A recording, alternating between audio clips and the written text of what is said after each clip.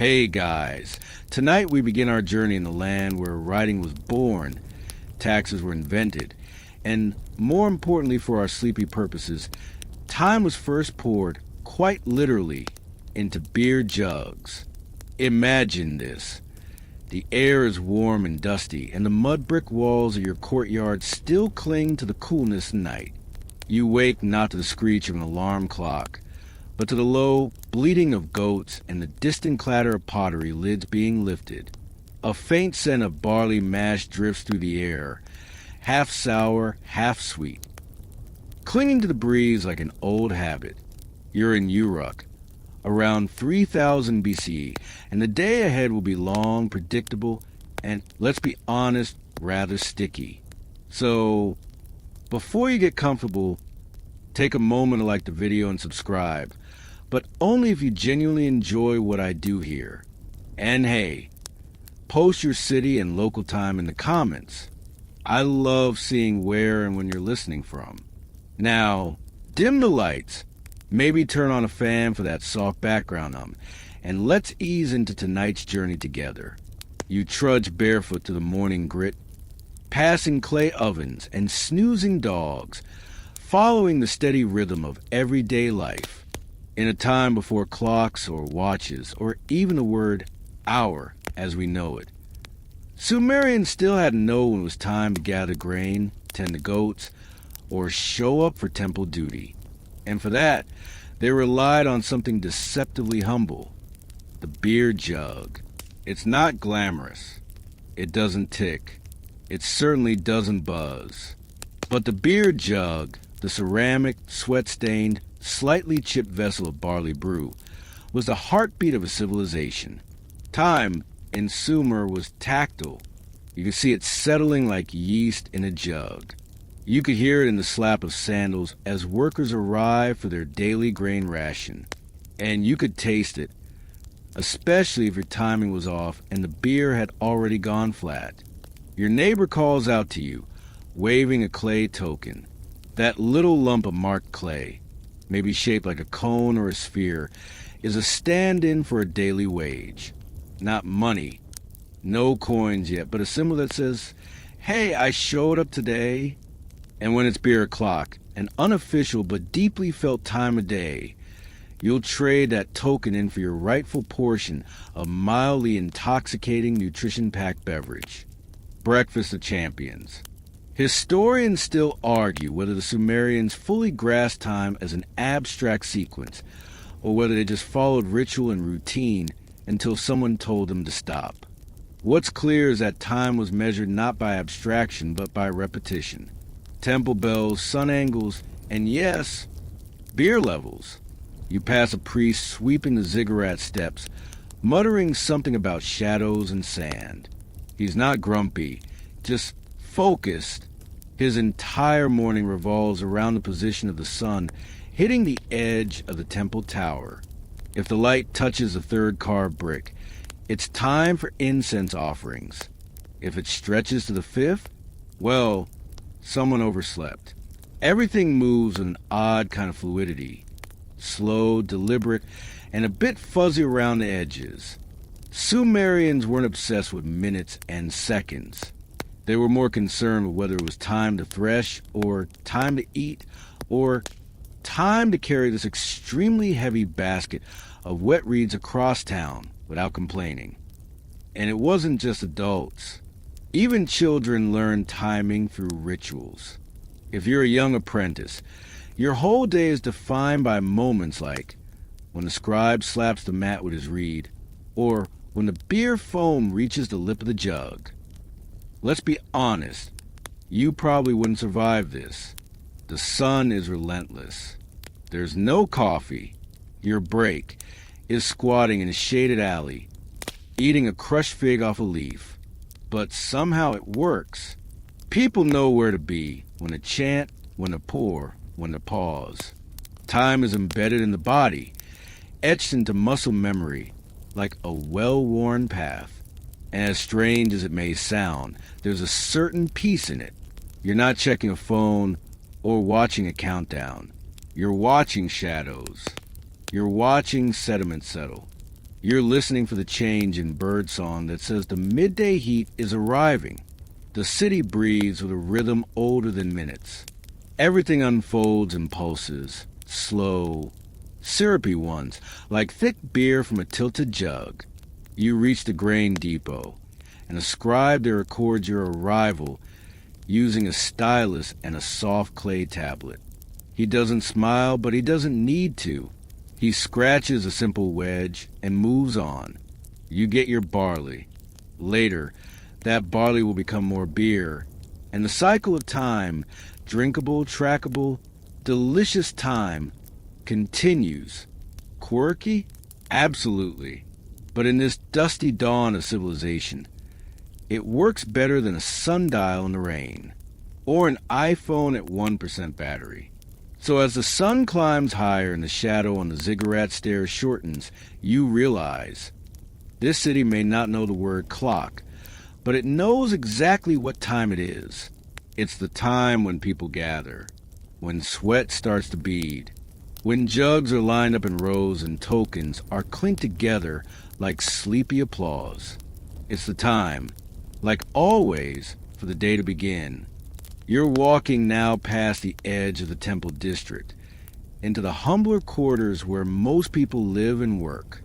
There's a low buzz in the air, not from electricity, of course, but from people murmuring, ghosts complaining, and pots being shifted around on dusty shelves. You're headed toward a long, open structure with a reed awning. This is a labor registry.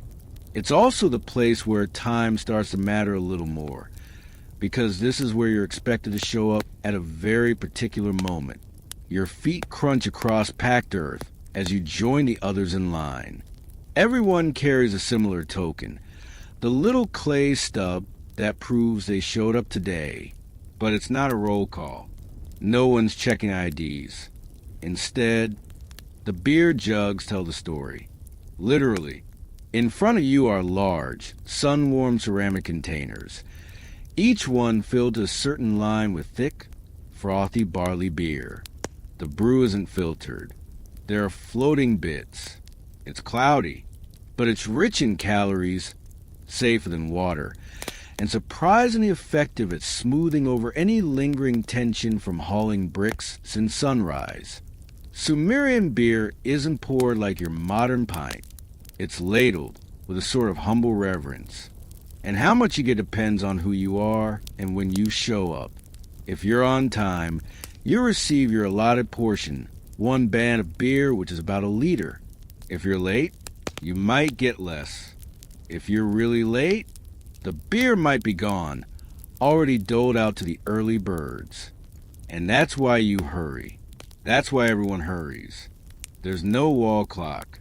There's just the collective knowledge that when the temple bell rings, or the first shout of grain merchant is heard, you'd better be at the jug. It's an oddly efficient system. Time is managed not with devices, but with rituals and rewards. Show up early, get your share. Show up late, face the scorn of your thirsty co-workers. And just to keep things interesting, some workers start marking time themselves, scratching notches into wooden beams, measuring shadow lengths against stone piles, or whispering jokes about how many cups of beer fit between dawn and dinner. Historians still debate whether this beer ration system counts as a true form of timekeeping. Was it just scheduling? Or was it actually a clock disguised in froth and barley? Some argue that the regularity of beer distribution created a psychological structure of time, that over months and years, workers began internalizing the idea of fixed segments, like proto-hours. There's a funny detail, though quirky, almost absurd. Some Sumerian records mention a worker being docked half a jug for arriving after the third bell, but there were no actual bells. Most temples use gongs, hand claps, or chants to mark time. So, how many bells existed? Possibly none. Possibly dozens. The whole thing is a wonderfully bureaucratic soup of metaphor and mash. You finally reach the front of the line. The beer ladler, A broad-shouldered man with impressive arm hair and zero patience eyes your token, then dips his long-handled scoop into the jug. It sloshes audibly. He fills a clay mug and hands it to you without a word.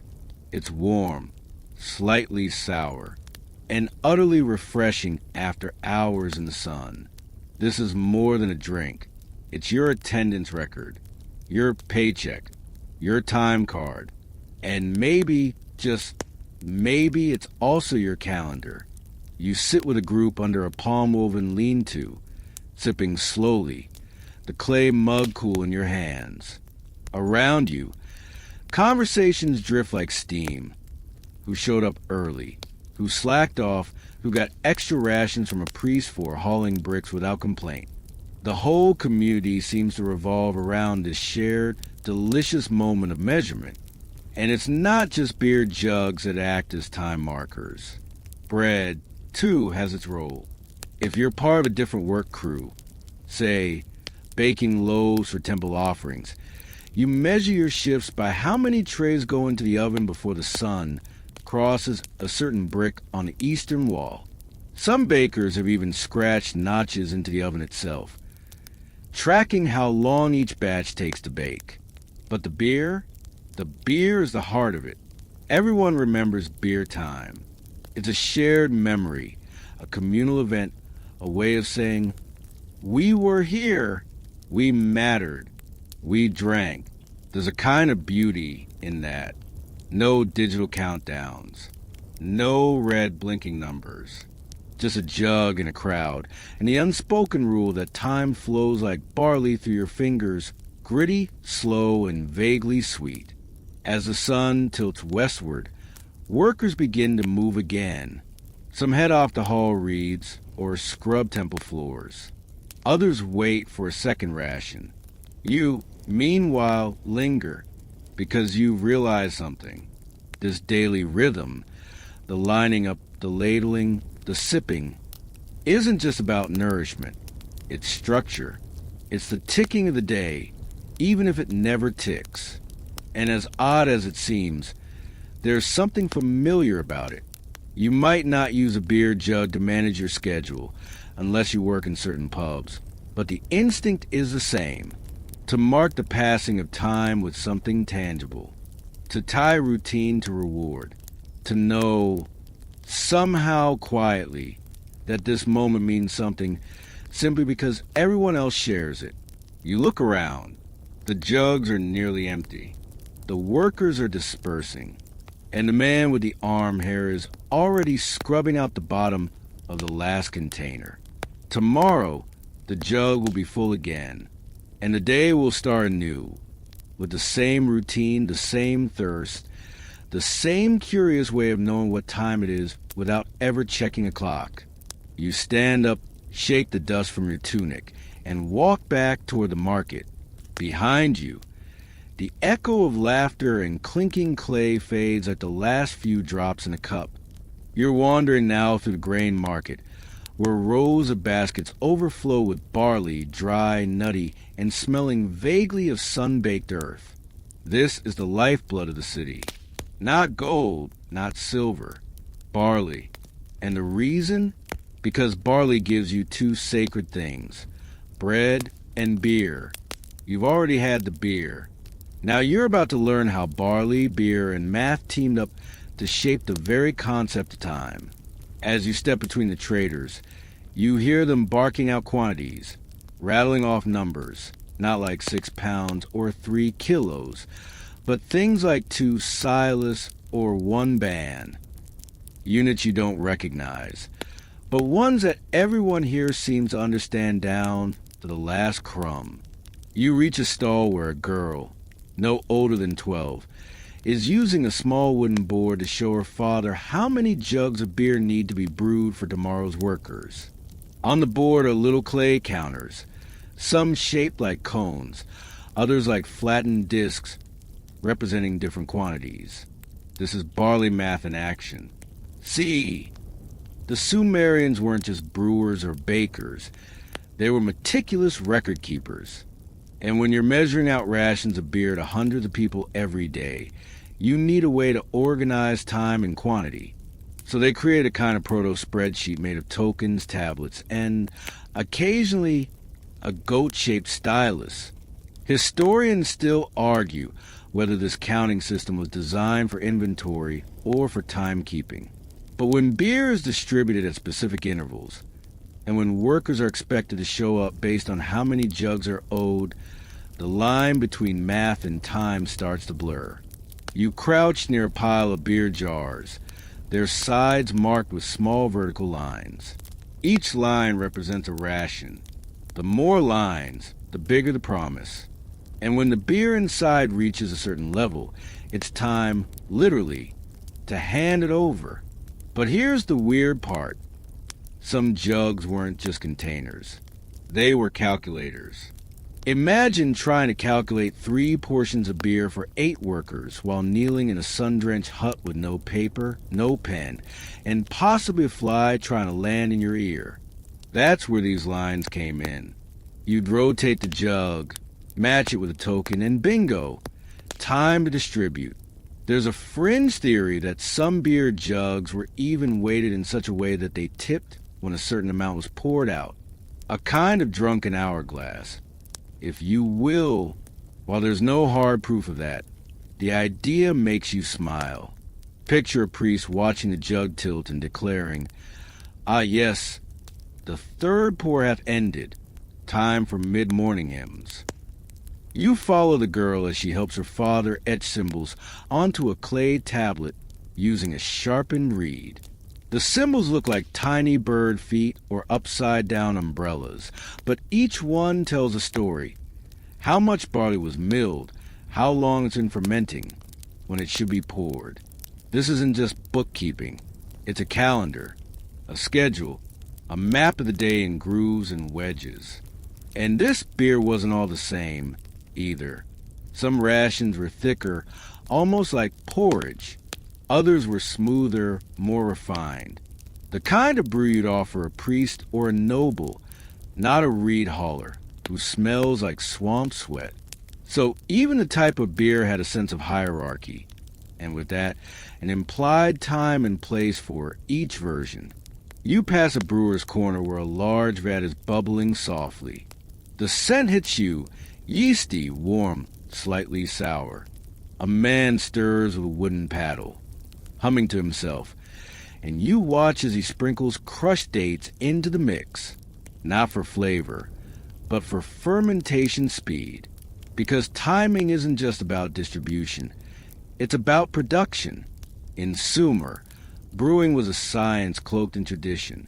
Recipes were guarded. Fermentation times were adjusted based on the weather, the barley type, even the phase of the moon. Some brewers claimed you could feel when the beer was ready, not by watching it, but by listening.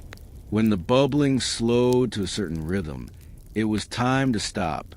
That's not myth. That's a trained ear knowing its brew. And here's a curious detail. Some clay tablets from the city of Lagash show lists of beer types brewed for different days of the week, or rather, different festival cycles. Did the Sumerians have themed beer nights? Was there a full moon extra foam brew? Maybe. Or maybe they simply understood that timing, flavor, and purpose were all part of the same great barley equation. You trail your fingers across one of the clay tablets drying in the sun. It's surprisingly soft at first, just firm enough to hold a shape, but still warm from the scribe's palm.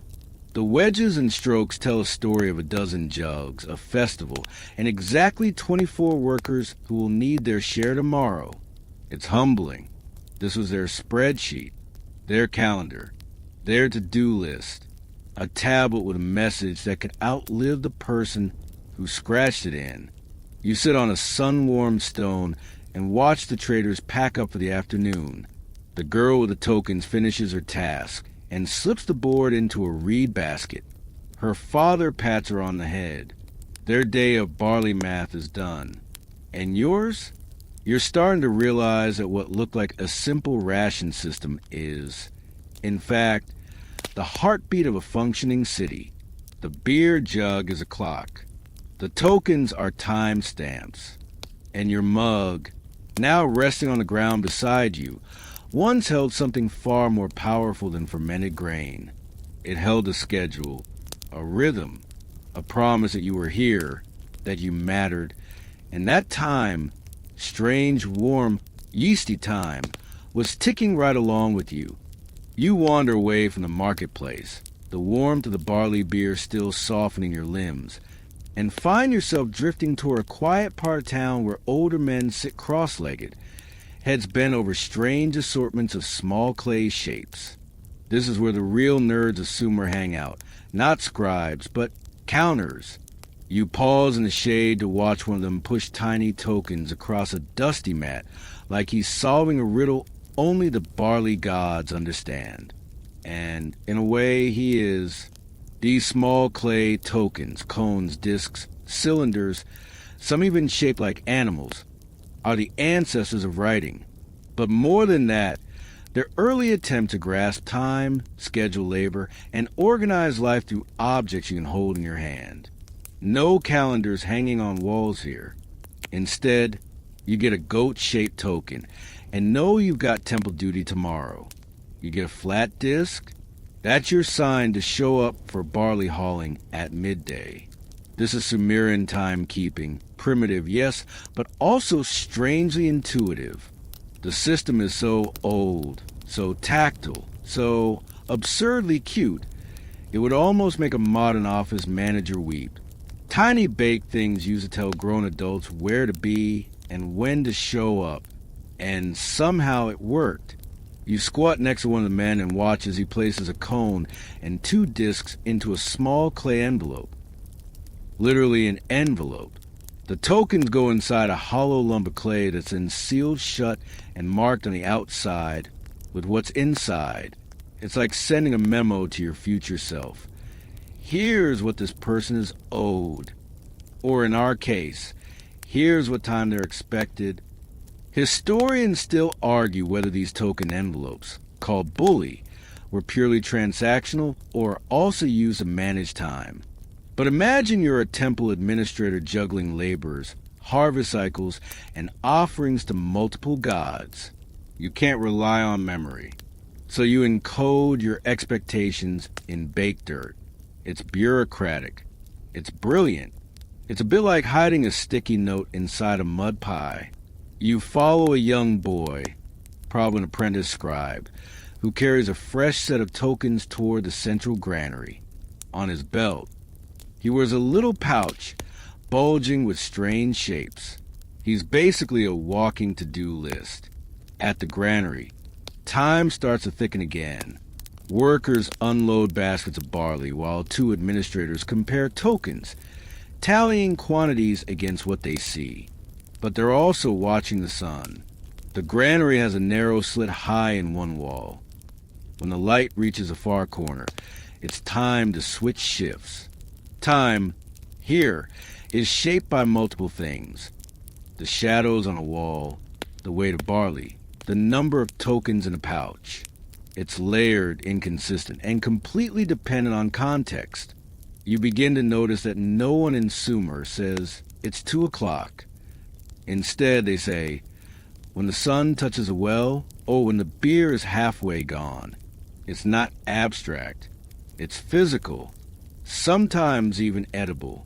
You lean against a post, watching a woman count out tokens into a basket, one for each worker in her crew. The tokens rattle together like tiny ideas in a clay brain. Some are old, chipped at the edges. Others look freshly molded. And the rhythm of the counting, the quiet clack of clay on clay, becomes its own sleepy metronome. A few feet away, a child plays with a broken token, pretending it's a boat. Even discarded pieces have lives here. Nothing wasted. Everything part of some deeper schedule. And here's a fun little fringe theory. Some researchers believe certain shapes were used not just for quantity, but for when. A sphere meant today. A flattened oval? Later this month. There's no universal agreement. But wouldn't it be lovely? A visual language where time had shape as well as weight. You start to walk again, the city stretching out in slow ripples. Every few steps, you pass another quiet scene of time management by object. A basket hanging from a nail that casts a meaningful shadow. A string of colored beads that signal how long ago someone left the house. A line of footprints worn deep into the clay from generations, walking the same time route. You pass by a house where a woman is preparing bread. She's humming, counting each slab of dough as she folds it. Her rhythm tells you something. The sun must be nearly at its peak. Sure enough, the light on the wall behind her has reached the line scratched just under the window. Time for midday rest. Or, if you're unlucky, time to haul bricks in the heat. That's how it goes here. Every action, every gesture, every jug and token and step is part of a broader choreography of time. There's no minute hand slicing through your schedule. Just a slow drip of barley mash, the whisper of a breeze over baked rooftops, the hush of dust settling after footsteps fade. And despite the lack of gadgets or ticking sounds, there's order. No one seems confused. Everyone knows, by touch, by habit, by centuries of tradition, when things should happen. Even the goats, you suspect, know when to expect leftovers. You sit on a low wall, letting the warmth seep through your bones, and watch as the apprentice boy returns, pouch now empty. His job is done. The token's delivered. Somewhere, someone knows what to do next. And you? You've just seen how time moves in this city, not in numbers, but in objects. Not by seconds, but by steps. The sun begins its gentle descent, and somewhere nearby, a beer jug is being filled for the evening portion. You'll be there soon.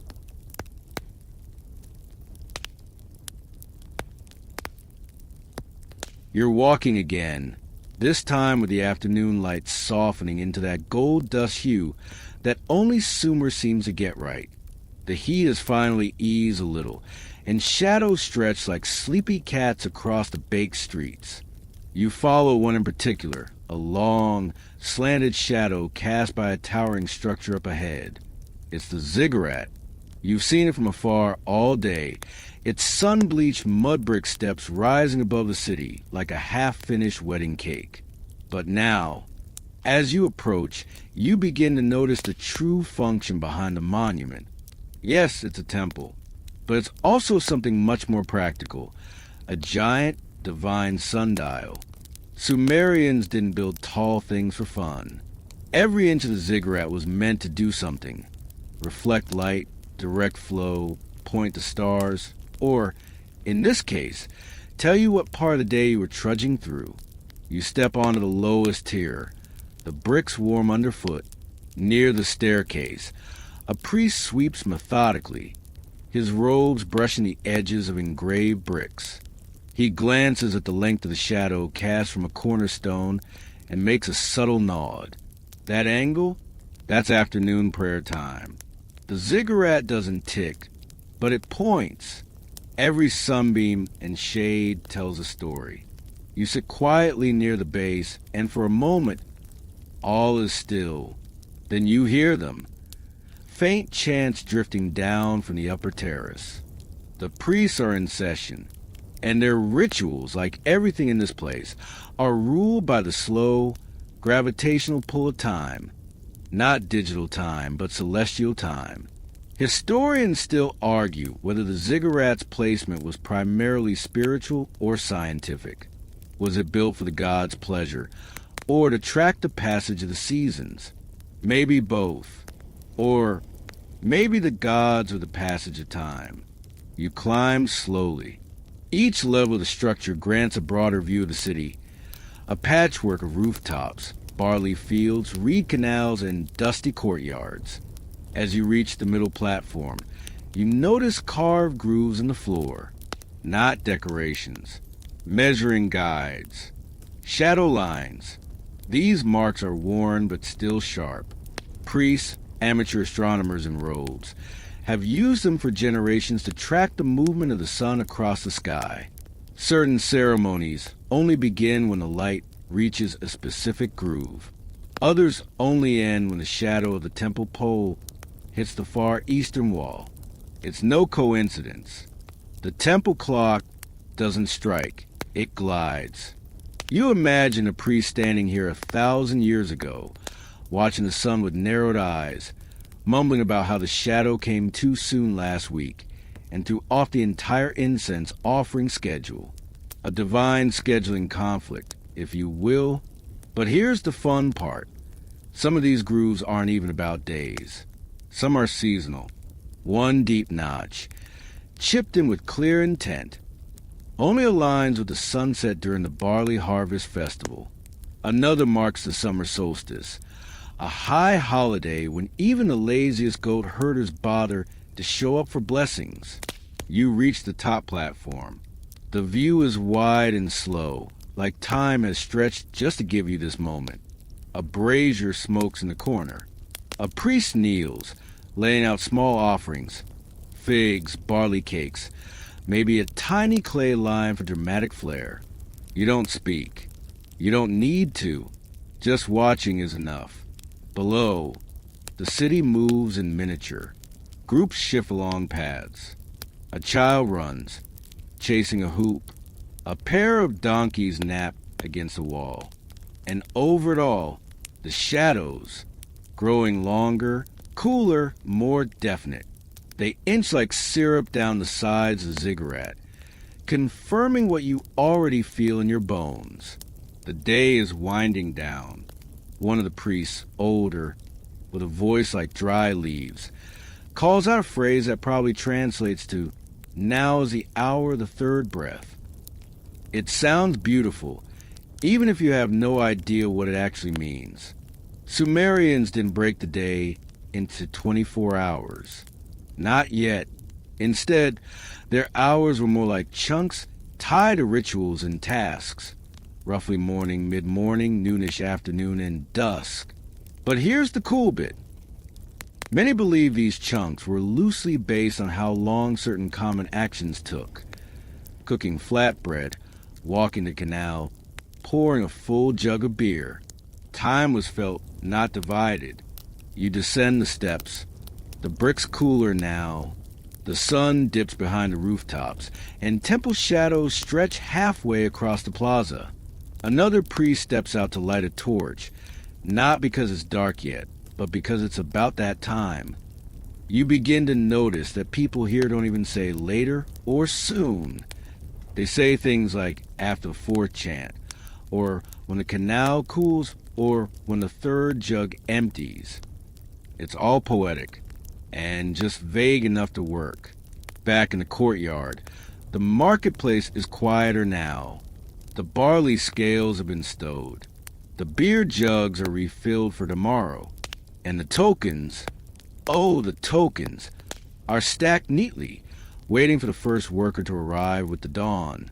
You find a bench and sit, watching the last light skim the top of the ziggurat like honey on a spoon.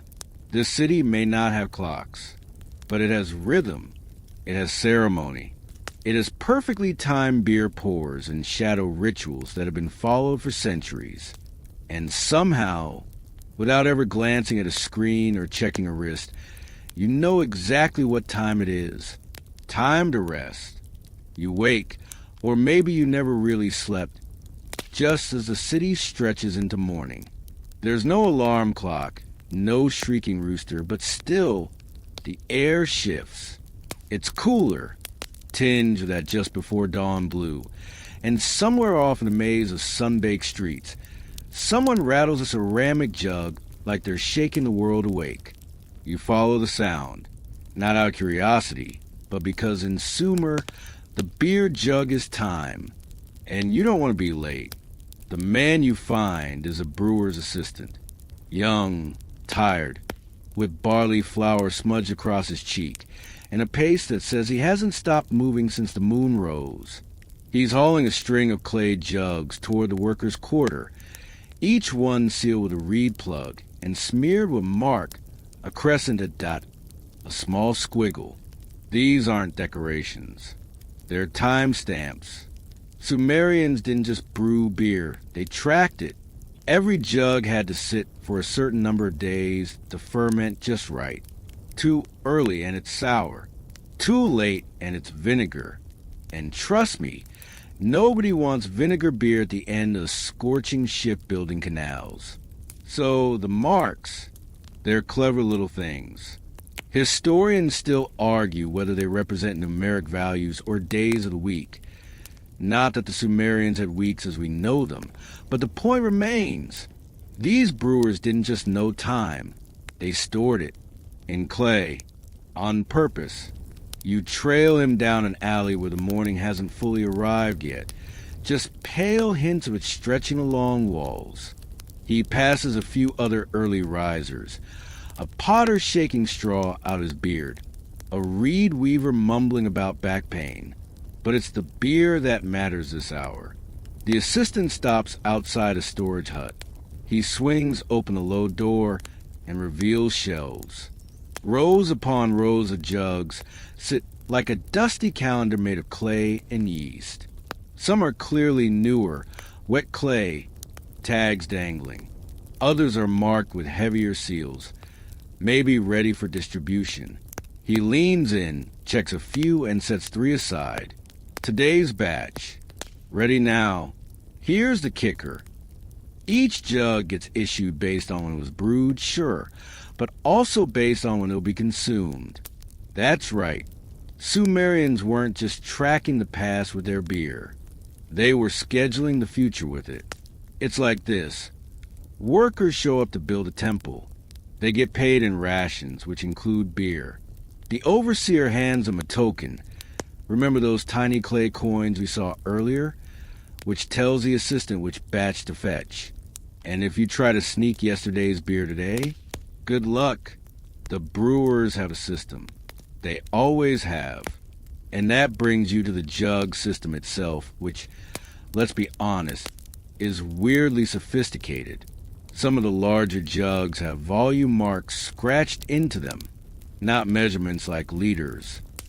No, more like 3 gulps, half a worker's lunch, or 2 camels worth, depending on your needs. A few scholars even believe these marks became early units of time, because a jug pour at a consistent pace could act like a liquid clock. That's right, time wasn't ticking, it was dripping. Imagine a priest saying, "Boil the barley until this jug is empty," or a wife reminding her husband, "Come home by the second pour." These weren't metaphors. They were real measurable spans. And get this, some Sumerian brewers may have used the fermentation bubbles themselves to track readiness. That's right, bubbly beer is a biological timer. You can't make this stuff up. Or rather, you could, but the archaeologists beat you to it. You peer into one of the open jugs. The smell is earthy, tangy, not unpleasant. You wouldn't exactly pair it with fine cheese, but for a 3rd millennium BC worker, it's gold.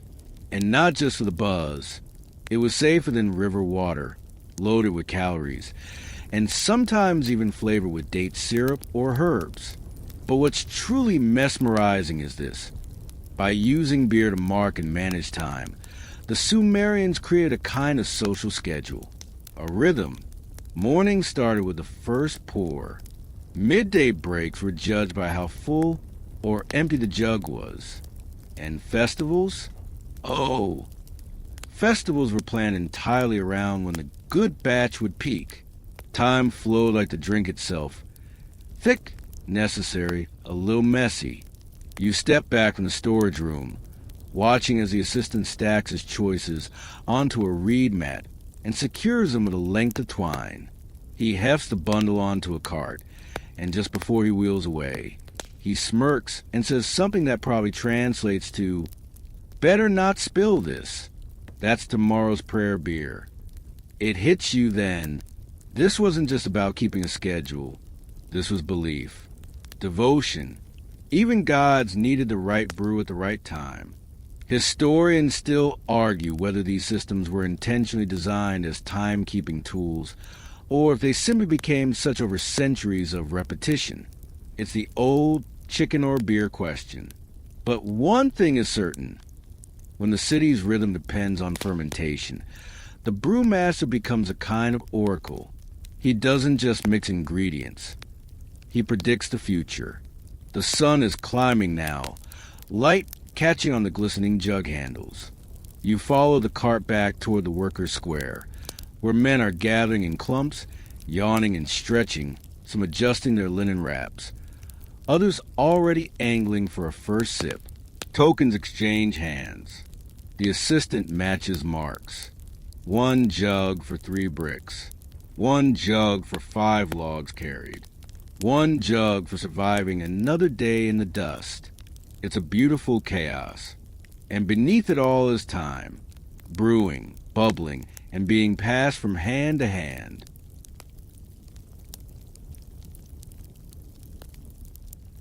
You don't even realize how deep in the city you are now. Your sandals are practically fused with dust, your robes clinging with sweat, and yet somehow you're wide awake, hypnotized by the daily choreography of beer and barter.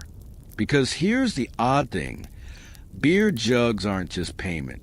They're memory. Sumer remembered its days, tasks, and people by the vessels they left behind. You trail a worker, his back bent from hauling stone blocks all morning, as he tucks his beer jug under his arm and makes his way to a shaded nook near the ziggurat shadow. He plunks himself down on a sun-warmed slab of sandstone and pours the drink into a rough cup made from baked clay. It froths, not like modern beer with tidy little foam heads, but with a wild, uneven fizz like it's still deciding if it wants to be liquid or bread. And you realize you've seen this before. Not the drink, the behavior. This worker sips, wipes his mouth with his wrist, leans back, and lets out a slow exhale as if marking the exact midpoint of his day.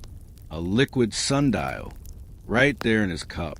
He drinks, and the day divides itself. But the jug stays with him. Here's something historians still argue about, whether these beer jugs were returned after use, washed, refilled, reused, or whether workers kept them. Some tablets suggest a tracking system, where overseers recorded who received what, but other evidence implies people use their jugs like ID cards. You drank from your jug. You knew it by the scratches on the side or the little flaw in the firing. Maybe it was even passed down. This was your uncle's ration jug during the flood years. You know, typical heirloom stuff. And it wasn't just for workers. You duck into the merchant quarter and find jugs of all shapes and sizes stacked in tiny stalls. A woman haggles over a mini one, something that looks barely bigger than teacup, while another customer gestures frantically at a lopsided pot that's clearly chipped but has good fermenting luck, whatever that means. One potter tells you in a grumble that he shapes every jug differently on purpose. So the time doesn't get confused, he says, as if that's a perfectly normal explanation. And in this city it is. Because each jug holds more than just beer. It holds a timestamp. You remember the brewer's assistant this morning? He didn't just grab any jug. He scanned the markings, the texture, maybe even the smell, to know when the beer inside had been started. These weren't blank vessels. They were calendars disguised as kitchenware. And now you start to wonder, what else did these people use to remember time? The answer is, weirdly enough, receipts. Yeah, cuneiform ones. You stumble upon a small scribe's booth where a man is scratching wedge-shaped marks into a clay tablet while a merchant nods and counts barley kernels. The tablet? It records delivery. So-and-so got this much beer on this day from that guy.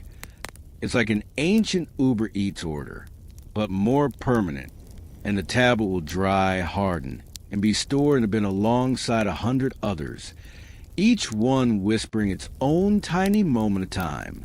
Now imagine that scale across an entire city. Hundreds, maybe thousands of tablets and jugs, each one a blip in the city's memory. Time wasn't abstract to these people. It was documented, drunk, and sometimes dropped and shattered in the gutter during a festival, which, by the way, is how archaeologists found most of them. Cheers. You follow a boy sweeping up broken shards near a temple entrance. The fragments clink and crunch under his broom, but he moves slowly, carefully, like even the trash deserve attention. Maybe it does, because even a broken jug might hold a piece of a stamp, a half scribble, a smear of date paste. Even the leftovers track the passing of time. And here's something strange. Some jugs weren't used at all. Not for drinking. Anyway, they've been found buried beneath homes, tucked into altars, or sealed in tombs. Were they ritual objects? Time capsules? Offerings to gods who might also like a frothy beverage with their burnt incense? Historians debate it. Of course they do. The best theory suggests these dead jugs, as some scholars cheekily call them, were meant to carry prayers or timestamps into the afterlife. Here lies Kuninjar, who drank his final ration on the 5th day of Ululu. Immortality, Sumer style. You stand at the edge of a square now, where workers are finishing their lunch. The sun's creeping toward its zenith, casting long lines of light between reed awnings and stone columns. The heat shimmers off the road, and your thoughts drift. Beer, jugs, time. It's a strange triangle. And yet it works. In modern life, you might glance at a phone, a wristwatch, a blinking digital display that says you're 5 minutes late. In Sumer, you'd glance at a jug, feel its weight, smell its mouth, taste its fizz. Time wasn't outside you. It was inside your day, your meal, your breath.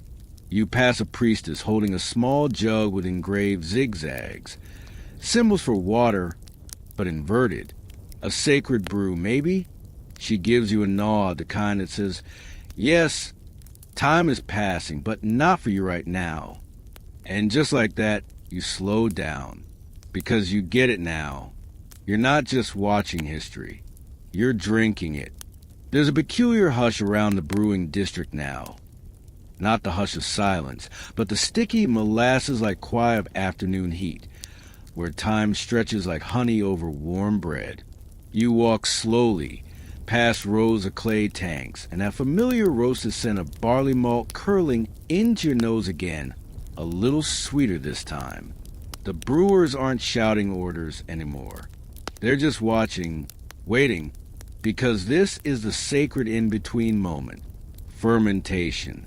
And now, you realize what's really fascinating. The Sumerians weren't just drinking time. They were quite literally making it. Let's break that down. To a Sumerian, beer wasn't just a beverage. It was a time-based science experiment. You needed to soak your grain for just the right number of days, allow it to sprout, but not too much, mash it, strain it, and then let it ferment in a jug, sealed and shaded from the wrath of sun god Utu. Each step was measured not by hourglasses or wristwatches, obviously, but by habit, environment, and instinct. And yes, sometimes by the phase of the moon. You crouch beside an elderly brewer who squints at a bubbling vat and mutters something about 2 moons heat being perfect for this batch. He's not being poetic. He's talking temperature, moonlight exposure, and ambient yeast conditions. Historians still argue whether Sumerians understood yeast as a living organism or saw it as divine magic. Probably both. Honestly, you can relate. The fermentation itself became a biological clock. Not a tick-tick-tick, but a burble glug fizz. The sounds told you things. A weak bubble? Too cool. A violent foam? Spoiled. The brewer listens like it's music. He puts a hand to the side of the jug like he's feeling for a pulse. That's how precise this got. And here's your quirky fact of the section. Some Sumerian brewers supposedly named their jugs. Not the batch, the actual pot. Oldest spot, or red belly, might not have been out of place. Some archaeologists found cuneiform scratches that seem like personal tags, maybe nicknames for trustworthy vessels. Kind of like naming your sourdough starter Debbie. You know who you are. You step into a storage tent line with finished jugs, all cooling patiently. Some are wrapped in reeds. Others are painted in stripes, not decorative, but functional, marking different stages of readiness. One stripe, barely fizzy. For stripes, prime for pouring. You tap the side of the jug, and it sings back with a dull thunk. Somewhere, someone knew exactly what that note meant. It makes sense. Beer, in this world, isn't something you rush. It's a rhythm, a ritual, and like time itself, it can't be cheated. You try to open a too young jug, sour. Leave it too long, vinegar.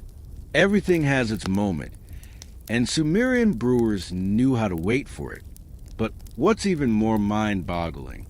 The way these moments became law. You duck into a courtyard where a clay tablet is displayed like a bulletin board. It's covered in dense lines of wedge writing. A local priest explains that this is a kind of municipal rule list, something like the laws of proper brewing. One rule translates loosely to, the beer shall not be poured before its third sunrise. Another, he who sells beer too green shall answer before Enlil. That's right, there were consequences for messing with time, especially when fermented. And here's the kicker. Some scholars think these fermentation cycles form the basis for broader time units. If a beer takes 3 days to ferment, then maybe 3 days becomes a standard measure. Not an hourglass, but a hop glass. Imagine if modern calendars said, deadline in 2 Alesh and a stout.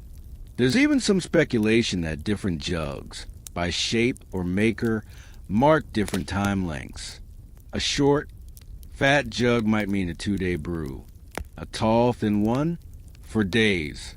You can't help but chuckle.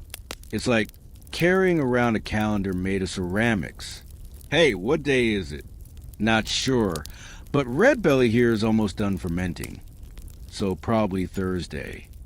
And this relationship with beer and time wasn't limited to the brewers. Farmers timed harvest to make sure there was enough barley for the brewing cycle. Temples stored ration schedules based on when the next batch would be ready. Even soldiers, yes, soldiers, were issued beer rations at set intervals. One document details a delivery of 4 jugs every 6 days to a garrison. It's not just about keeping them hydrated. It's literally a logistics clock. Imagine a world where you could look at your ration jug and know exactly how much time had passed since your last patrol. You start associating tastes and textures with events. That batch from the hot year? Too sharp. The flood season brew? Earthy. The festival brew?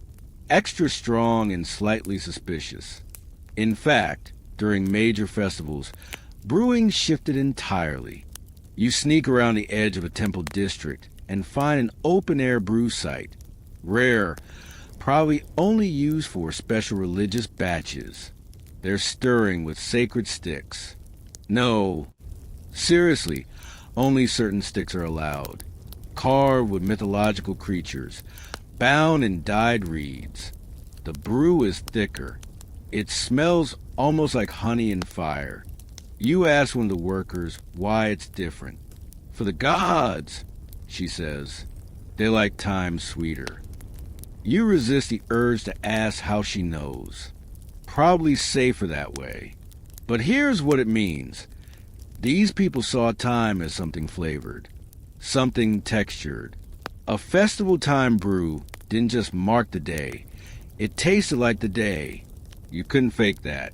So here you are, walking among pots that gurgle with hidden clocks. Each bubble, each foam line, each softness is a message. This is the right moment. Pour me now. And when you step back into the heat of the street, you realize something funny. You haven't checked the sun in hours. Because down here, under the baked brick arches and grain-laced winds, time doesn't tick. It brews. The sun dips lower now, dragging the shadows across the baked clay streets like long fingers tapping on a drum. But the Sumerians aren't packing up yet. No, now's when things get precise. When one jug is lifted, another is turned, and a thin reed is slipped into a spout to sample the day's passing. Because, see, while beer brewing told the Sumerians when, it also taught them how often. And this is where rations come in. Imagine being paid not in coins or even bread, but in beer. That's your wage. That's your calendar. That's your performance review, wrapped up in a frothy, barley-scented jar. You take a sip, and boom, it's Tuesday. The concept of beer rations is baked into Sumerian life, quite literally. Workers on ziggurat construction crews, paid in beer. Canal diggers out in the shimmering marshlands, beer. Priests, soldiers. Even the temple scribes scratching those cuneiform signs onto wet clay while swatting flies from their ankles. Yup, beer rations. But not all rations were created equal. You wander into a shadowy storehouse, cool and lined with amphorae arranged by size and seal mark. A temple clerk runs his thumb down a clay tablet, a kind of timesheet. His finger stops at a symbol, two triangles pointing outward. That's the symbol for a standard laborer's portion. One jug, daily, non-negotiable. But if you squint at the upper tablet, there's a stylized star and stem. That's elite beer, filtered twice, flavored with date syrup, maybe even perfumed with herbs. Historians still argue whether this tiered beer system reflected pure status or function, was about who you were or what your job demanded. Here's the quirky twist of the section. Some Sumerian temples issued beer rationing to children, not in the go to school and get drunk kind of way, thankfully. More in the here's your nutrient-rich porridge beer, because clean water will kill you sort of way. Yeah, beer as baby formula. Welcome to ancient Mesopotamia. You trail behind a delivery runner now. He's maybe 15, bare feet slapping against brick as he balances a small pot on each hip, muttering numbers to himself. He drops one jug off at the weaver's, two at the copper workshop, one at the gatehouse where a guard inspects the seal like he's checking a passport. This is no casual errand. This is time itself being distributed. And those seals? Oh, they're elaborate. Each one pressed into a little clay disc with a cylinder seal, essentially a carved rolling pin that stamps a story in pictures. One shows a man holding a sheaf of grain and standing before a goddess. Another depicts a lion-headed servant pouring liquid into a shallow dish. They're not just pretty. They tell you who made the beer, who authorized the ration, and when it was due. You get the feeling some of these brewers were more bureaucrats than bartenders. In fact, the temple brewing system was tightly regulated, with scribes recording every step. You peek over his shoulder one such scribe as he presses sharp stylus to soft clay. 3 jugs prepared, 2 delivered, 1 delayed due to cracked rim. It's like an ancient spreadsheet, except dustier and more breakable. But here's where it gets wild. These daily beer distributions actually help form Sumerian calendars. Let's say every 7th jug was extra strong for Sabbath-like rest days, or every 10th ration came with an extra loaf of bread. Suddenly, you're building routines. Time becomes flavor, volume, texture. And once you have routines, you got cycles, weeks, Schedules. You're not just surviving anymore, you're tracking. Think about it. If your job site closes every 9 jug for a rest period, you now have a 9-day work cycle. If your temple hosts a festival every 12th ration, then boom, you've just invented a lunar month approximation. It's not astrology, it's grain math. One clay record even details a long beer delay, 2 full days, due to flood. The next line notes that work stopped and was rescheduled after 3 jugs time. That's the Sumerian version of a calendar reminder. And yes, some scholars believe that these delays and recalibrations are the foundation of early time correction systems. It's like leap days, but with more foam. As the runner returns, sweating and smirking, you ask how he keeps track of it all. I smell it, he shrugs. If it smells like sun, it's morning. If it smells like smoke, it's past midday. If it smells like nothing, I've overslept. Time, it turns out, is very smelly in Sumer. And here's your mainstream fact of the moment. The Sumerians were among the first civilizations to develop formal accounting systems. Beer rations weren't just an economic system. They were an administrative revolution. By logging every drop, they turned the ephemeral into the eternal. These clay tablets survive to this day, sitting in museum drawers, whispering to curators about long-dead delivery routes. As you watch a brewer dip a ladle into one last jug for the day, you notice something strange. He doesn't drink it. He pours it onto the ground. A tiny offering, maybe, or maybe just a superstition. But you get the sense that, for the Sumerians, time wasn't just measured. It was honored. That's the thing. Every jug, every ration, every sticky thumbprint pressed into clay, it all meant something more than barley and bubbles. It was a heartbeat, a rhythm, a reassurance that even in this chaotic, unpredictable land of floods and dust and ankle-biting snakes, some things arrive exactly when they should, like your daily beer. You wake, or maybe you were never fully asleep, beneath the high stone arches of a Sumerian brewery. The air is cooler here, thick with the hushed lull of fermentation. Somewhere nearby, someone hums a song about barley gods, off-key but strangely comforting. And once again you're reminded, beer isn't just sustenance, it's schedule. The workers are already moving through their morning rituals.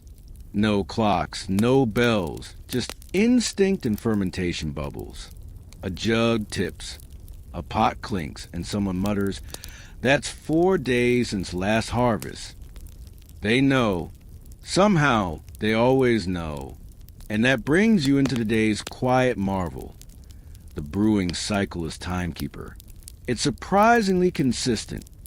Shockingly so, considering the Sumerians didn't have thermometers, timers, or chemistry degrees. They simply observed. You stand beside a large clay vat filled with mash. A woman dips in a woven basket and sniffs. Her nose wrinkles. "Not yet," she says. "Tomorrow, maybe."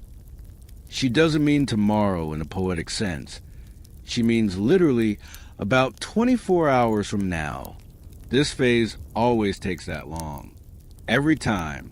It's biological rhythm as timepiece. Historians still argue whether Sumerian brewers intentionally standardized these processes for time-tracking purposes, or whether consistency of fermentation just happened to lend itself to routine. But either way, the outcome is the same. Beer gives structure to chaos. Let's walk through the process, gently, like tiptoeing across a sleepy courtyard. First comes soaking. Barley sits submerged, waiting for just the right amount of sprouting. If you leave it too long, it rots. Not long enough, the sugars don't develop. So the Sumerians learned, soak for 2 nights and a day. That's a time unit. Then comes drying. The sprouted grain is laid across a mat in the sun. This stage lasts until the grain snaps when bent. Not soft, not brittle, snappy, which, oddly, happens within a very specific window, especially when the Sumerian sun is blazing at a dependable 100 degrees Fahrenheit. Then it's on to grinding and mashing, again time-bound. Not too hot, or the enzymes break. Not too cold, or nothing converts. So you get this beautiful middle range with a mixed frost just enough to form tiny bubbles. The brewers watch them. No, really, they watch the bubbles. 7 frosts in a fall. One old brewer mutters, squinting into the pot. That's a saying. It means it's ready. Stir it too early, and you ruin everything. Wait too long, and it turns sour. The entire process becomes a meditation on when. You glance around, and everyone is busy, but never rushed, because they know what you're learning. If you listen to the brew, it tells you the time. Now here's your quirky tidbit. Sumerian brewers were almost all women. In fact, brewing was considered a sacred feminine art, passed from mother to daughter like a lullaby. Some temples even had special priestesses called Salgar, who were in charge of brewing for the gods. And yes, the gods were particular about their beer. No warm flat slop for Enki. Thank you very much. You step behind one such priestess now. Her fingers are stained amber from barley, and she's adjusting clay lids on cooling pots. She doesn't look at you. She doesn't need to. She's timing something in her head, counting the seconds between drip and drop. Later, she'll place a small reed into one pot. If it floats upright, it's time to pour. A timer made of a stick. Elegant. There's even an old legend, half forgotten by most Sumerians, that claims a goddess once stole time from the stars and hid it in a beer jug. When the jug foamed over, the first calendar was born. You're not sure it's true, but it feels true, which, in a world without clocks, is pretty much the same thing. Mainstream fact time. Sumerian brewing was one of the earliest documented examples of controlled biological processes in human history. That means humans watching, tweaking, and relying on consistent natural rhythms. In a way, beer was their first science. And the more you think about it, the more you realize these weren't just steps.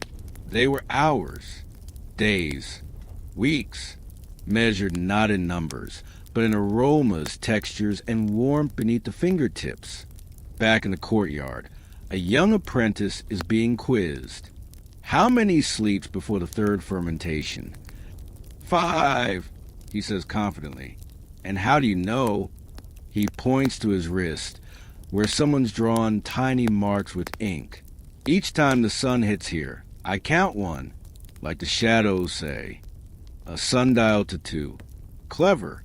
You sit by one of the older brewers as she sips from a thin ladle. The pot next to her is tall and slender, covered in old soot. This one, she says, has finished fermenting 10 times since the last flood. You nod, not entirely sure what that means, but she smiles anyway. It helps me remember. The flood came too fast. But this is steady, because in a land where rivers rebel and kings disappear overnight, the brewing cycle never lies.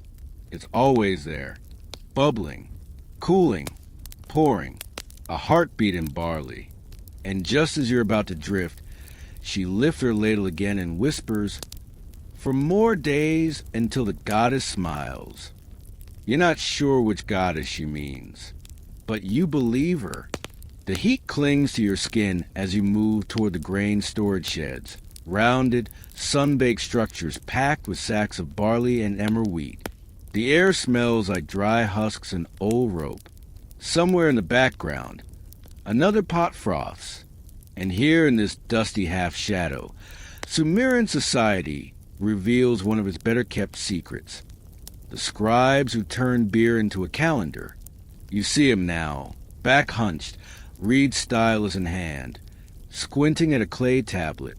No robe, no ceremony, just concentration. Tap, press, flick. His tablet records the latest beer delivery from the temple. But if you look closer, squint a little harder, you realize he's also recording time. You crouch beside him as he mutters, 5 jugs this morning. 1 jug every sunrise. 2 more until the high offering. Then he carves a short mark, almost like a tally. Simple, but meaningful. You just watch the day being measured. Not by a clock, but by beer. Scribes were more than just temple accountants. They were timekeepers, archivists of barley and brew. And many historians believe that some of the first Sumerian calendars weren't etched to track moon phases or religious holidays, but to keep breweries running on schedule. The standard ration tablet, a chunky palm-sized artifact, often lists workers' names, their job titles, and the amount of beer they're due. But in the margins, scratched faintly and often forgotten by modern eyes, you'll sometimes find little indicators. After fifth sun, or 1 jug every 4th day. Beer was the currency, yes, but it was also the unit. Here's your mainstream fact. In the city of Lagash, around 2350 BCE, a rationing record shows temple workers receiving daily beer allocations, tracked and adjusted according to a structured schedule, one of the earliest known examples of systematic parallel tide, the production cycles. And your quirky tidbit? Some scribes got so good at predicting fermentation outcomes based on jug weight that they could write the delivery date before the beer was even done brewing. 5 days, light foam, heavy base. One such note reads, translation, check again on the 6th. It's like ancient predictive analytics, except instead of Excel, they use mud. You follow this particular scribe to a larger storeroom, where sealed jugs sit in neat rows. He's organizing them not just by batch or content, but by something stranger, a carved symbol at the base of each jug, a zigzag, a crescent, a series of dots. Early time stamps, he tells you without looking up. Brewing marks. Tell us when they were made. Historians still argue whether these symbols function like dates or if they merely denoted the brewer's house, but the pattern is consistent. Older jugs show simpler shapes, 1/ maybe 2. Newer ones get more ornate, as though time itself is becoming more complicated. You reach out and run your fingers over 1 jug surface. It's cool, damp with age, and the symbol near the base is unmistakable. A starburst. The scribe sees you looking and chuckles. Brewed during the festival week, he says. Everyone gets poetic during the new moon. Time, you realize, is no longer just a series of sunrises and sunsets. It's becoming abstract, symbolic, measured by events, not just nature. Festivals, deliveries, dedications to gods. And beer jugs, humble, heavy, lopsided things, carry the weight of that transformation. You follow the scribe again, this time into the administrative wing of the temple. It's quieter here. A woman in a faded robe greets him with a nod and hands over a fresh tablet. On it, he begins etching a sequence, a circle, then 3 dots, then a jar. It's an order. And here's the twist. You're watching a brewing schedule, but it reads like a calendar entry. The woman glances at it, does some quick mental math, and says, ready by Nanner's rising. That's the moon god. She doesn't mean the literal moonrise tonight. She means a ceremonial night when Nanner's statue is brought out under the stars. A fixed date in the religious cycle. So beer isn't just tracking time anymore. It's syncing with religion, with ritual, with memory. You pause to let that settle. because you're starting to see how it all fits together. The scribes keep the cycles. The brewers follow the signs. The jugs mark the phases. And somewhere in between, an entire civilization flows forward, not in leaps or revolutions, but in slow, steady drips from one clay vessel to the next. Here's another little gem. Some jugs were intentionally mismatched in size, not because of poor craftsmanship, but because each size was tied to a different time unit. A half jug might represent a half-day ration. A double jug, a festival week. So when someone says, "I've worked 4 double jugs this month," you know they mean, "It's been 2 weeks and I need a nap." You step outside into the warm wind, eyes half-lit from clay dust and the faint smell of hops. 2 young scribes are playing a game with pebbles in the dirt, tossing them into a spiral drawn with their fingers. You listen. 1 pebble, 1 jug. 3 jugs, 1 moon. One says. The other nods and flicks a pebble into the spiral center. You smile. Time is a game here, but also sacred, also routine, also wet, sticky, and a little yeasty. The scribe you are following joins them, folding his knees slowly and setting his stylus aside. "We're early," he murmurs. "Tomorrow the foam will crown. Then we pour." So you sit with them, legs stretched, arms behind your head. Let the clay harden. Let the barley rest. Tomorrow will come. The brew will bubble.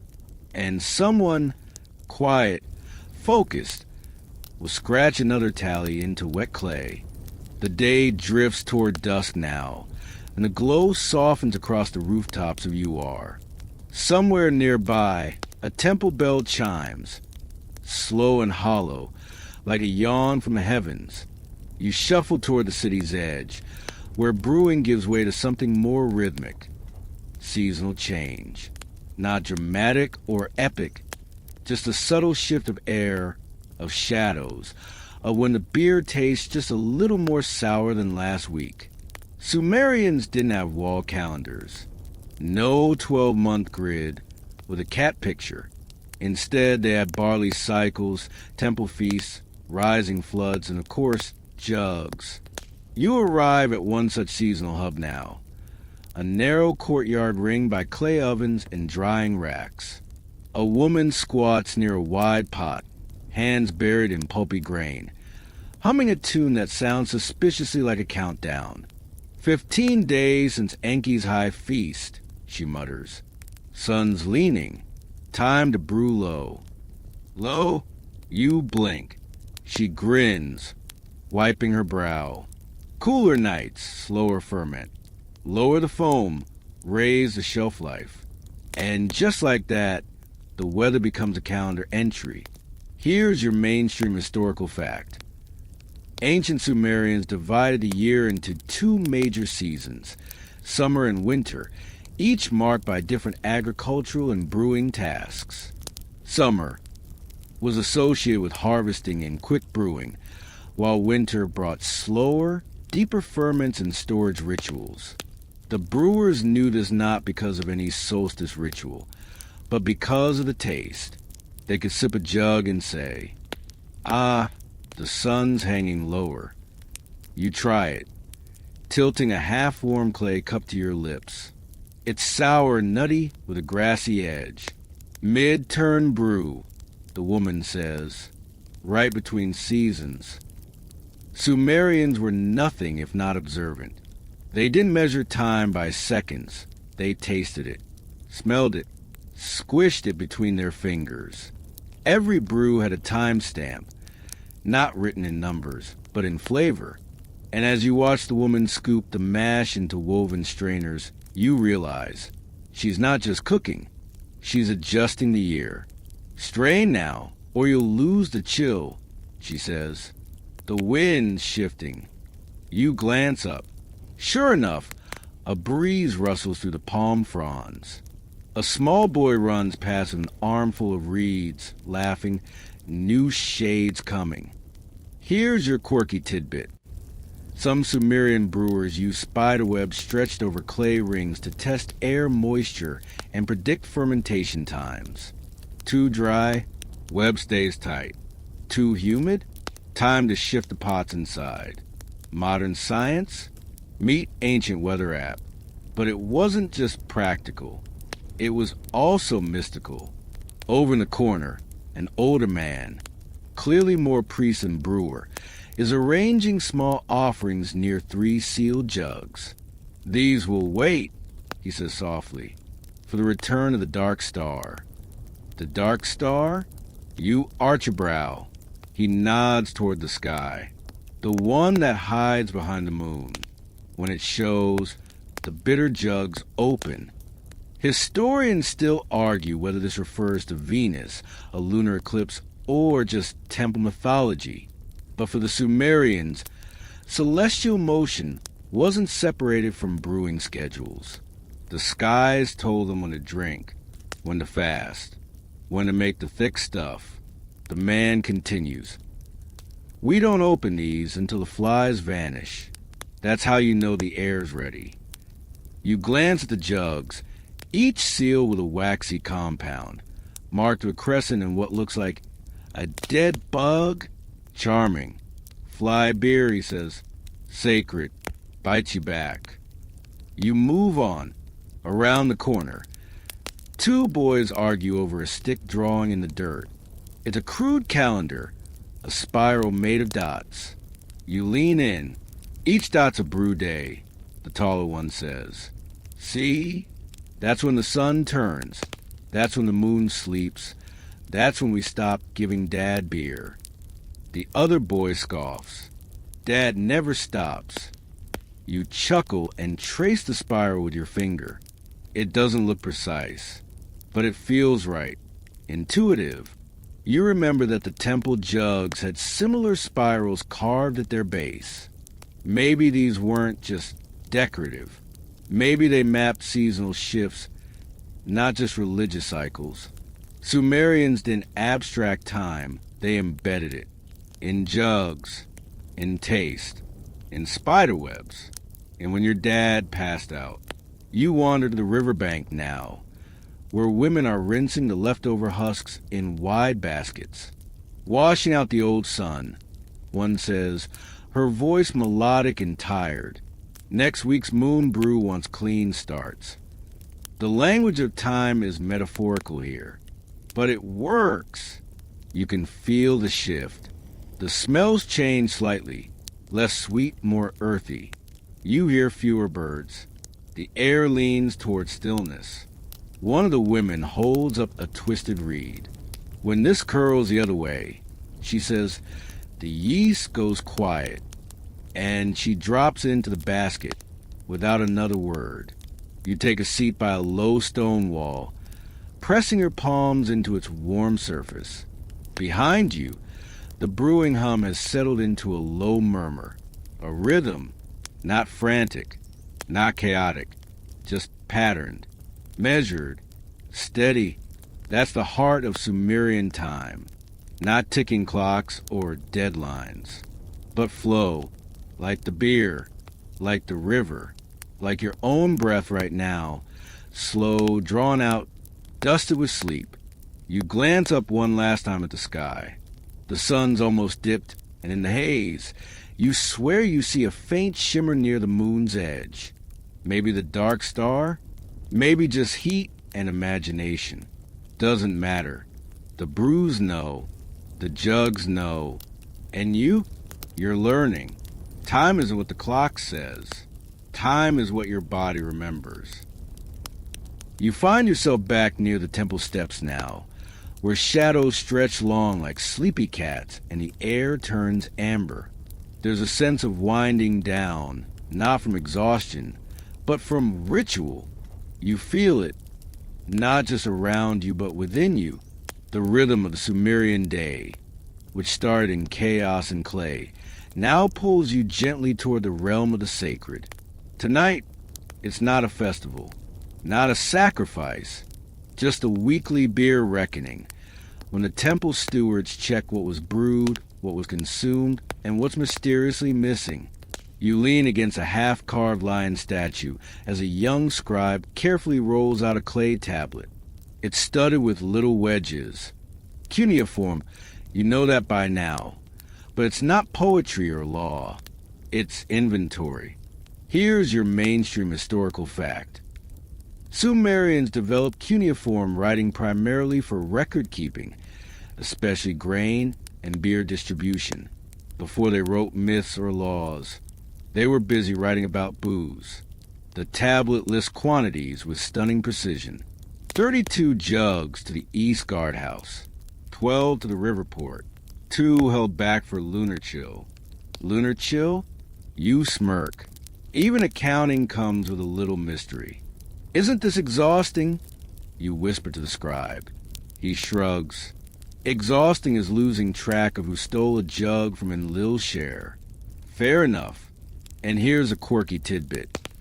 To prevent fraud, some temple jugs were sealed with branded reeds. Each priest had a unique weave pattern like a signature. Break the reed, and the crime smelled before it was seen. One jug nearby carries a particularly thick seal, shaped like an eye. That one sacred. The scribe mutters, the eye of Ninhursag. You do not sample that.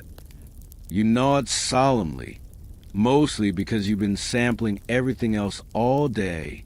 A horn sounds in the distance, short and flat like a goat sneezing. It signals the end of temple duty, when workers are allowed to trade their unused rations. There's a small huddle already forming behind a wide tent flap. You wander in. The smell here is different. Sharp, sour, strong. This is not your average daily brew. This is trade stock. A girl, no more than 15, bites the cork off a jug and sloshes it into a tiny gourd. Try this, she says. It's date mash plus smoked barley. We call it Forget Your Uncle. You do, instantly. It tastes like a fire pit, and a fig had an argument. But there's something else. A back note, a shadowy taste you can't name. The girl grins. We brewed it during the last dust eclipse. You blink. Eclipse? Historians still argue whether Sumerians understood the mechanics of eclipses or just responded ritually. Either way, they brewed special eclipse beers to honor the sudden chill and mystery of the event. You're pretty sure this one honors it by temporarily paralyzing your tongue. Moving deeper into the tent, you find stranger brews. One jug has feathers stuck to its lid. For the wind god, a man says. Another is entirely blackened on the outside, buried in volcanic ash for 6 moons. Drawn during the 7th, you whisper, "Why?" He shrugs. Tastes like the end of the world. You're sensing a theme. Sumerian brews weren't just functional. They were symbolic. Every jug was a story, a memory, a marker in time. And like stories, some were traded, others guarded. You edge past 2 haggling elders, arguing over the age of a jug marked with trident, and pause near a small boy snoring gently under a low table. His fingers are curled around a broken cup, sticky with foam. His dreams probably smell like yeast. A woman leans over him, muttering something in a sing-song voice. You can't quite catch the words, but it ends with, "Or else the foam spirit finds your tongue." Foam spirit? Another tidbit drips in. Some Sumerians believe spilled beer formed spirits, mischievous beings that could either bless or ruin your next brew. To please them, some jugs were left half full on purpose. A tip for the unseen. You smile. A brewing tax for ghosts. Outside again, the last light dims behind the ziggurat. Everything takes on a bluish haze. A priest strikes a bronze bell softly, not for prayer, but for stillness. The yeast sleeps now, he says. You follow his gaze to 3 newly sealed jugs, steaming gently in the cool air. This moment, quiet, charged, almost reverent, is where commerce, science, and magic blur into something deeply Sumerian. A kind of stillness that says, this day was enough. No frantic rush, no clock ticking. Just jugs, tabs, foam, and a people who understood time not as punishment, but as taste, texture, and rhythm. You sit on the steps, the clay warm beneath you, and close your eyes for a second. The priest speaks softly. Tomorrow we open the sky jug. You don't ask what that means. You just nod. You're not sure when you drifted off on those temple steps. But something nudges you. A cool breeze, maybe, or the sound of soft footsteps across packed earth. You rise, blinking. It's dark now, not pitch black, but that velvety twilight Sumerians called Jibbalnam, or the fire shadow. It's the hour between watchfires being lit and the last embers of sunlight fading out. The city has transformed. Torches flicker along the ziggurat's base, casting shifting shadows on a massive staircase. The market has hushed, the chants have ceased, and what's left is a kind of sacred hush. But you notice movement again, there beneath the portico. A line of figures moves slowly, each carrying something round and shimmering. Jugs, of course, and not just any jugs. These are made of obsidian-glazed clay, gleaming like midnight mirrors. They're heavier, too, carried not by brewers, but by astronomer priests, robed in robes so heavily embroidered they probably have their own gravitational pull. One of them spots you and gestures gently.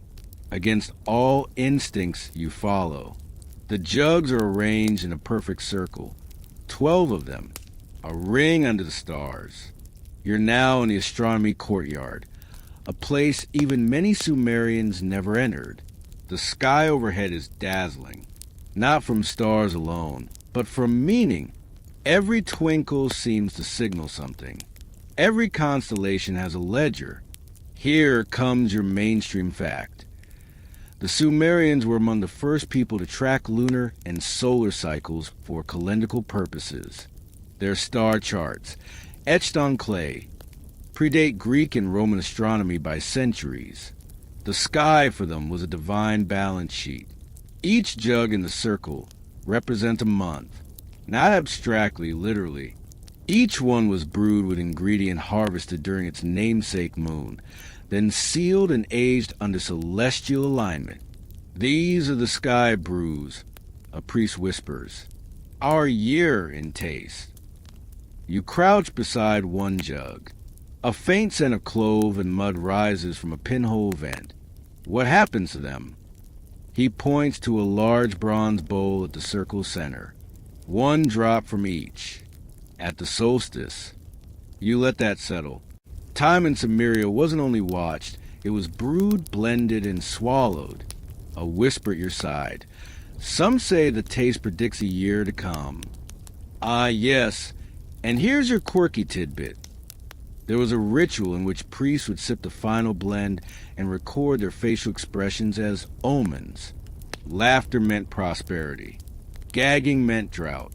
And one time, legend says, the high priest hiccuped so hard he was declared cursed with twins. Historians still argue whether the sip of the year ritual was symbolic or treated as serious divination. Some claim it was pure performance, a dramatic way to engage the people. Others insist it had weight, an early form of forecasting. Centuries before weathermen and spreadsheets, you're distracted by movement. A small girl, clearly an apprentice, steps into the circle and offers a cup to each jug's guardian. They nod solemnly, then pour exactly one drop into her vessel. It's slower than it sounds. Precision like this demands quiet reverence. The girl turns, carries the bowl to a raised dais, and places it in front of a flame-blackened statue. You recognize the symbol etched into its chest. You too, the sun god. The sun drinks the year. You stare at the bowl. In it, a swirl of 12 lives. months condensed to liquid memory. And though you're not sure if this is science or faith, there's no denying the power in the gesture. Time not just marked but tasted. You lean against a column. As a breeze rustles the palm fronds nearby, crickets begin to trill. You hear soft voices reciting verses, lunar odes, naming nights, invoking memories. Some rhyme, some don't. One verse catches your ear. The barley remembers the longest day. The date stone weeps in clouded May. Jug to jug, we track the flow of time, of taste, of what we know. You breathe it in this culture. To remember time was to brew it, to sip the past and feel the future on your tongue. And you begin to wonder, was this really about beer or about control? Because every jug brewed and measured gave the priesthood more than refreshment. It gave them knowledge, a grip on the seasons, on labor, on ritual. It gave them, in a sense, power over time itself. Even now, millennia later, your modern world runs on clocks, but the core remains.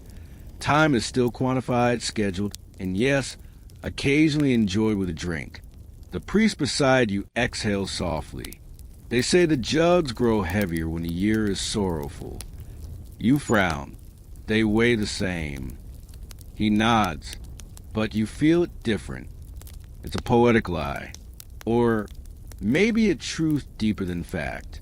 He steps into the circle, lifts the bowl, and pours a splash into the earth. An offering. The rest he drinks. His face stays neutral, then breaks into a slow, relieved smile. The others cheer quietly. Sweetness, he murmurs. We live sweet this year. You smile too, because you need to believe it. You're still in that courtyard, knees dusted, head spinning just a little, not from the brew, but from everything you've seen. You followed time from carved sticks to fermented sips, from sundials to star charts, from practical measurements to near mystical rituals. And as the laughter from the sky brew tasting fades into the night, you start to feel it, the weight of time itself. And Sumerians? Oh, they didn't shy away from that weight. By now, you've probably figured out that these folks didn't think of time the way you do. Not a straight line, not just clocks and calendar apps. For them, time was circular, like the jugs, like the moon, like the ring of mud huts around a courtyard. Time returned. Seasons repeated. Kings rose, fell, and were replaced by almost comically identical ones. Rains came back. Droughts made repeat performances. And so did beer. But here's the twist. In their final innovations, Sumerians didn't just observe time passively. They tried to capture it, to bottleneck it, preserve it, maybe even, dare we say, outsmart it. Take their obsession with standardization. You think bureaucracy is bad now? Try navigating a Sumerian temple archive. Here's your mainstream historical fact. By the end of the 3rd millennium BCE, Sumerians had developed an intricate system of weights and measures, including standardized units for both time and volume, like the mina, shekel, and gur. They even had official inspectors to verify that jugs were filled to exactly the correct line. Yeah, somewhere in ancient Uruk, there was a guy whose entire job was to ensure no one was short pouring the tax beer. Now here's your quirky tidbit. There was once a law requiring brewers to mark the lunar phase during which their beer was sealed. The logic? Some priests believed certain moon phases produced aggressive beer and others made mellow batches. So if your neighbor started a bar brawl, you might check the label and mutter, "Ah, full moon batch. Figures." And then there's the open scholarly debate. Did the Sumerians use their beer jugs as actual tools for timekeeping, or were they merely symbolic? Some scholars argue the jugs were no more than tax devices, administrative shortcuts, literal vessels of bureaucracy.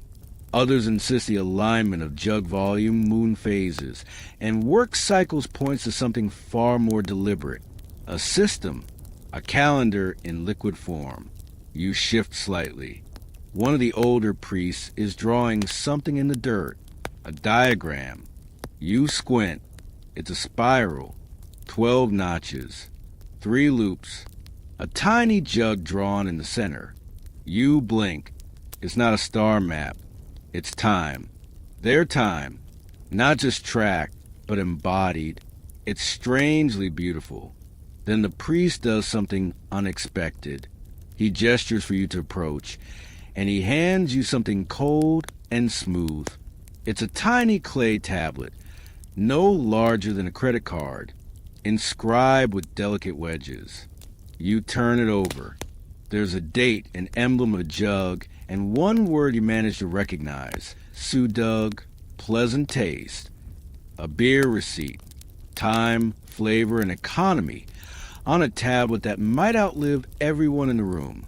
It strikes you then. The brilliance wasn't just in how the Sumerians measured time, but in how they made memory tactile. They didn't just live through time. They left tracks in it. Tracks made of clay, scent, song, and fermented grain. You think about your own world. Your digital calendars, your reminders, your alarms. All so ephemeral. All so deletable. Nothing like these cool, sturdy tablets. Or the taste of a year, sealed in obsidian. You hear the fire crackle softly behind you. The night deepens. Somewhere, a palm frond taps against a pillar like the slow ticking of a sleepier clock. The apprentice girl reappears with a bowl of water. She's washing the lip of one jug. With a soft cloth, rhythmic and careful, like brushing teeth before bed. She hums a lullaby. You recognize the tune from earlier. A verse about barley and long days. Her voice is clear, low, and it vibrates slightly in your bones. As she sings, a stray cat appears, weaving through the jugs. It pauses at your feet, then settles in the crook of your knee, warm and purring. You scratch behind its ears and lean back against the temple's cool stone. And suddenly, you're not watching the past anymore. You're in it. You are time, not racing forward, not ticking away, just spiraling, softly, quietly, endlessly. So now, you let yourself drift. The fire has dwindled to soft embers, pulsing gently in the cradle of the courtyard, like a heartbeat slowed for sleep. Shadows stretch longer, wider, gentler, like they're tucking you in under the veil of ancient night. The last sounds of the market are a whisper on the wind, distant and fading, like a memory slipping just beyond reach. And those jugs? They're still there, still lined up, still glowing faintly in the starlight. Silent keepers of forgotten time. You think of all the hands that once touched them, farmers, brewers, scribes, tax collectors, sleepy apprentices. People like you, really. People who tracked minutes with stars and measured hours with grain and moonlight. You're not in a rush now. Your breathing slows to match the rhythm of the desert wind, long in, longer out. And with each breath, the dust of history settles softly on your thoughts, like a gentle film of time smoothing out the sharp corners of your day. The cat at your knee is still warm. A soft breeze brushes your skin, the kind that makes your eyes flutter heavier. And maybe you're not just in the courtyard anymore. Maybe you're floating, on a river, in a dream, through a land where calendars are made of clay and time flows like beer from one jug to the next, endlessly, peacefully, predictably. The stars blink slowly overhead. One, then another, and in the hush between moments, there's no pressure, no alarms, no countdowns, just the soft hum of eternity rocking you slowly to sleep. You've made it through 5,000 years. You've earned this rest.